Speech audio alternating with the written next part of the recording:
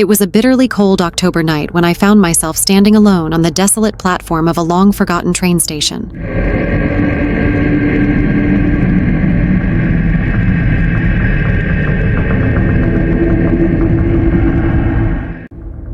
The wind howled through the skeletal trees that lined the tracks, and the only illumination came from the pale moon overhead. I shivered, partly from the chill in the air and partly from the unsettling feeling that something was terribly wrong. I had been traveling for hours, trying to make my way back home after a business trip that had taken me to the far reaches of the country. The train station looked abandoned, and I couldn't even remember the last time a train had stopped here. But the old timetable I found online had promised a late-night train that would take me closer to my destination, and I had no other options. The train pulled into the station with a deafening screech of brakes, and I climbed aboard, my breath forming misty clouds in the frigid air. The interior of the train was equally as bleak as the platform outside. Dim, flickering overhead lights cast eerie shadows on the empty seats. I chose a seat near the window, hoping to watch the desolate landscape roll by as I journeyed through the night. As the train pulled away from the station, I couldn't help but feel a sense of unease. There was something off about the whole situation, something that made my skin crawl. Perhaps it was the emptiness of the train, the absence of any other passengers, or the oppressive silence that seemed to hang in the air. But whatever it was, I couldn't shake the feeling that I was not alone on this train. I settled into my seat and tried to push aside my growing unease by pulling out a book from my bag. The words on the pages blurred together as I struggled to concentrate, my mind constantly returning to the nagging feeling that something was wrong. I glanced around the empty train car, my heart pounding in my chest. Then, I heard it, a soft, whispering voice that seemed to come from nowhere and everywhere all at once. It was a faint, unintelligible murmur that sent a shiver down my spine. I looked around, searching for the source of the voice, but there was no one to be seen. I was alone in the car, or so it seemed. The whispering continued, growing louder and more distinct. It was as if a ghostly presence had invaded the train, filling the air with its eerie, incomprehensible words. I tried to drown it out, to convince myself that it was just my imagination playing tricks on me, but I couldn't ignore the growing sense of dread that washed over me. Suddenly, the train plunged into darkness. The overhead lights flickered indeed, plunging me into an inky blackness that was almost suffocating. Panic gripped me, and I fumbled for my phone, using its feeble light to try and find my way. And then, just as suddenly as it had gone dark, the lights came back on. I blinked, disoriented, and looked around the train car. What I saw made my blood run cold. Seated across from me was a figure, shrouded in shadow, their face obscured by a hood. They were hunched over, their hands hidden beneath a long cloak. I couldn't see their features, but I could feel their eyes on me, cold and unrelenting. "Who are you?" I stammered, my voice trembling. No answer. The figure continued to stare at me, unmoving, unblinking. I felt a wave of terror wash over me, and I knew I had to get off this train. I jumped out of my seat and headed for the exit, but as I reached for the door handle, a bone-chilling voice echoed through the car.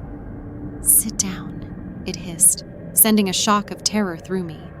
I turned to see the figure rising slowly from their seat, their hood falling back to reveal a face twisted with malice. It was a face I would never forget, one that would haunt my nightmares for the rest of my life. I stumbled back, my heart pounding in my chest as I realized the truth. I was trapped on this train with a killer, a sinister presence that had lured me here for some nefarious purpose. The figure advanced toward me, their hand hidden beneath their cloak. I knew I had to fight back, to do whatever it took to survive. With a surge of adrenaline, I lunged at them, grabbing for the hood that still covered their face. But they were faster, and with a swift motion, they pushed me away. I fell to the floor, gasping for breath, and watched in horror as the figure drew a gleaming knife from beneath their cloak. The blade glinted in the dim light, and I knew that my life was hanging by a thread. "Please," I begged, my voice trembling, Don't do this." But the figure showed no mercy. They raised the knife high above their head, ready to strike the final blow. In that moment, time seemed to slow, and I knew that I had only one chance to save myself. With every ounce of strength left in me, I rolled to the side, just as the knife came down with a sickening thud, burying itself in the seat where I had been moments before. The figure let out a guttural cry of frustration, and I scrambled to my feet, my heart racing. I bolted for the exit, flinging the door open and stumbling out onto the narrow walkway that ran alongside the train. The wind whipped at my face as I ran, and I could hear the figure's footsteps close behind me. But I didn't dare look back. I ran and ran, not knowing where I was headed, fueled only by the primal instinct to survive.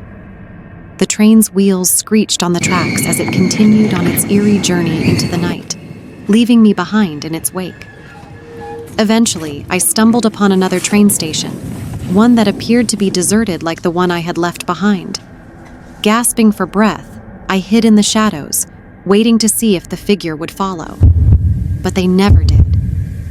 Hours passed, and as the first light of dawn began to creep over the horizon, I dared to venture out from my hiding place.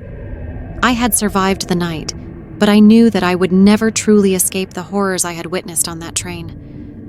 To this day, I can't forget the face of the figure, the malevolent glint of the knife, and the whispering voice that seemed to come from the very depths of hell. I don't know who or what that figure was, or why they had targeted me, but I know that I'll never be the same again. The Midnight Express had taken me on a journey into the darkest depths of terror, and I had barely made it out alive. But I can't help but wonder how many others have not been so lucky, how many others have vanished into the night, never to be seen again. As I stand on the platform of the deserted train station, waiting for a train that may never come, I can't help but feel that the horrors of that night are not behind me. They lurk in the shadows, waiting for the next unsuspecting traveler to board the Midnight Express, and I can only hope that they will be more fortunate than I.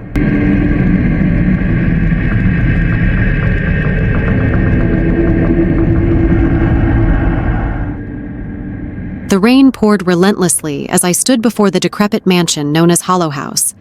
Its Gothic architecture loomed over me, a dark silhouette against the stormy sky. I had heard the stories, the whispers about the malevolent spirits that haunted this place, but I never believed them. Until now. The old wooden door creaked open with a sound that seemed to echo through the empty halls. I stepped inside, my heart pounding with trepidation. The air was thick with the scent of decay, and the dim light from my flickering flashlight revealed dusty, cobweb-covered furniture.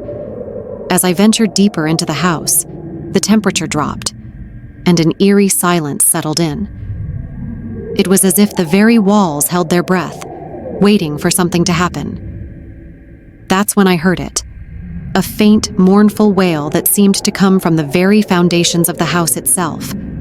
I froze, my flashlight trembling in my hand. The wail grew louder, more desperate, and I followed it down a dark corridor. The walls seemed to close in on me, and the air grew colder still. I couldn't turn back now.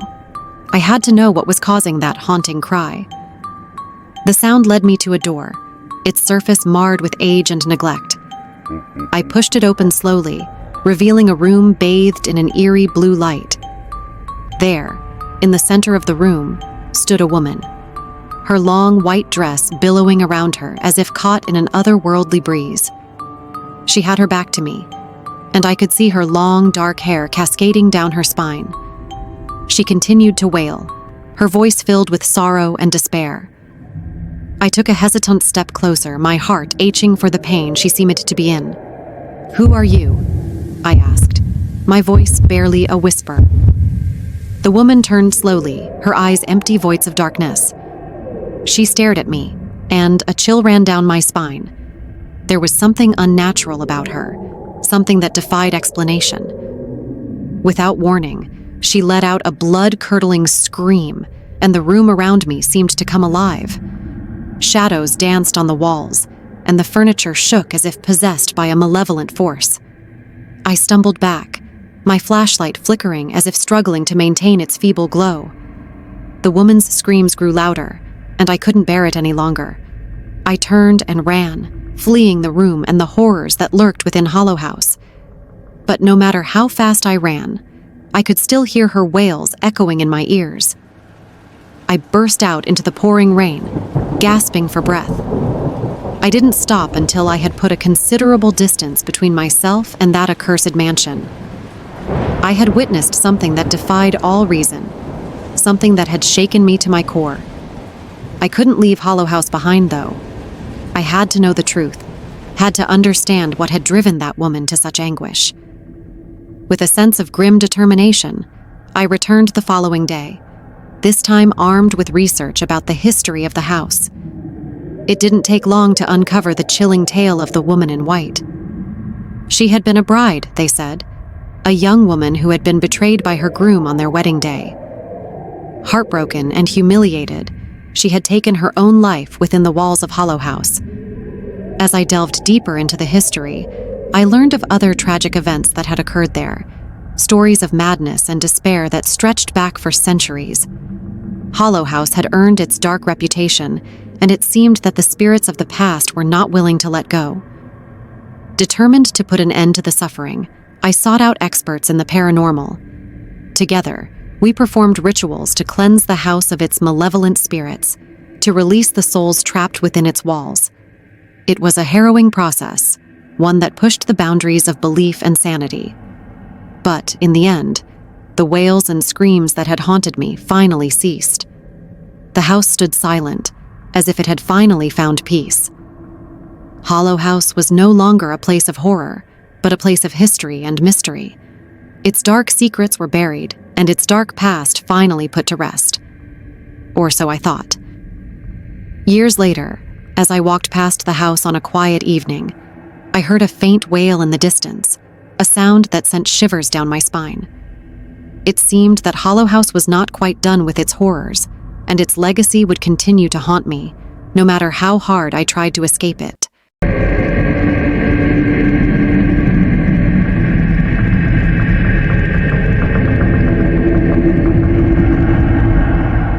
The air was crisp, and the scent of pine hung heavy as I ventured deep into the heart of the dense forest. My hiking boots crunched on the fallen leaves, the only sound breaking the eerie silence that enveloped the woods. It was a place of untamed beauty, but I would soon discover that beauty could hide the darkest of secrets. I had been hiking alone for hours, lost in the rugged wilderness. The sun dipped lower in the sky, casting long shadows among the towering trees. Panic began to claw at the edges of my mind as I realized that I had strayed far from the trail and had no idea how to find my way back. As I stumbled through the underbrush, I became aware of a low guttural sound, a growl that seemed to come from all around me. My heart thundered in my chest as I searched for the source of the noise. It was then that I saw it. A pair of eyes, gleaming with a malevolent hunger, peering out from the thicket.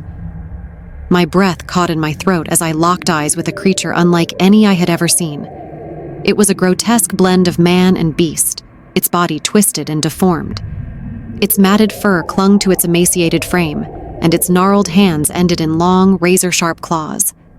In that moment, fear overtook reason, and I turned and fled, crashing through the underbrush in a desperate bid to escape the creature's grasp. My heart pounded in my chest as I ran, and the growling grew louder, closer. I stumbled upon a clearing, gasping for breath, and turned to face my pursuer. The creature stood at the edge of the woods, its eyes burning with a malevolent intelligence.